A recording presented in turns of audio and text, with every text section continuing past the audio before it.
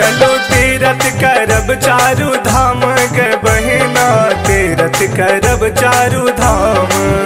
चलो तीरथ करब चारू धाम गे बहिना, तीरथ करब चारू धाम। मिथिलासन कोनो नहीं धाम यो भैया, मिथिलासन कोनो नहीं धाम। चलो तीरथ करब चारू धाम गे बहिना, तीरथ करब चारू धाम।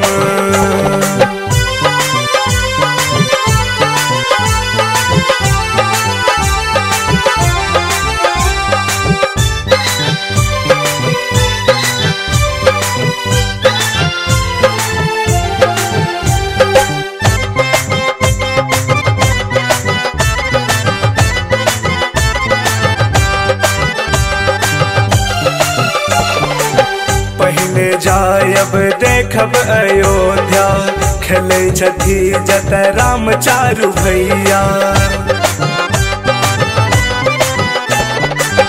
अवध सुसुंदर मिथिला नगरिया, जाहि ठम एला राम चारू भैया। सीता के पावन गाम यो भैया, मिथिलासन कोनो नहीं धाम। जन्म लेलन जत श्री राम गे बहिना, तीरथ करब चारू धाम।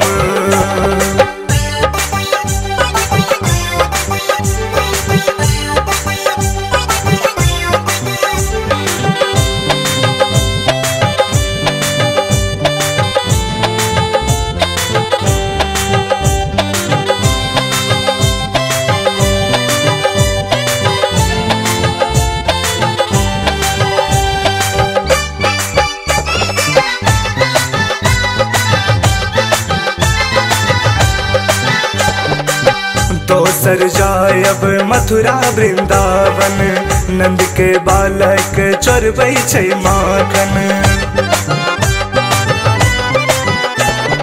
वृंदावन सुसुंदर जनक फुलवारी, भेटै छी तिलकोर बारी झाड़ी। सूगा पढ़ै वेद पुराण यो भैया, मिथिलासन कोनो नहीं धाम। रास रचेलन घनश्याम गे बहिना, तीरथ करब चारू धाम।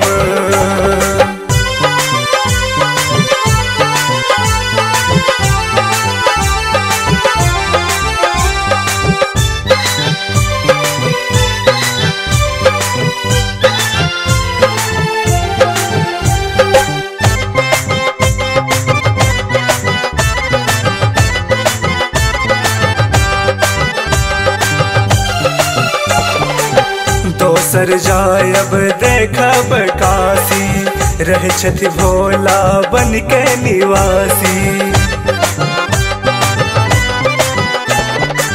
जहि ठाम उगना महादेव बनला, वही छै गंडक कोसिया कमला। विद्यापति जी के गान यो भैया, मिथिलासन कोनो नहीं धाम। बाबा भोला के स्थान गे बहिना, तीरथ करब चारू धाम। चलो तीरथ करब चारू धाम गे बहिना, तीरथ करब चारू धाम। चलो तीरथ करब चारू धाम गे बहिना, तीरथ करब चारू धाम। मिथिलासन कोनो नहीं धाम यो भैया, मिथिलासन कोनो नहीं धाम। साचे करावल तू ज्ञान गे बहिनी, मिथिलासन कोनो नहीं धाम।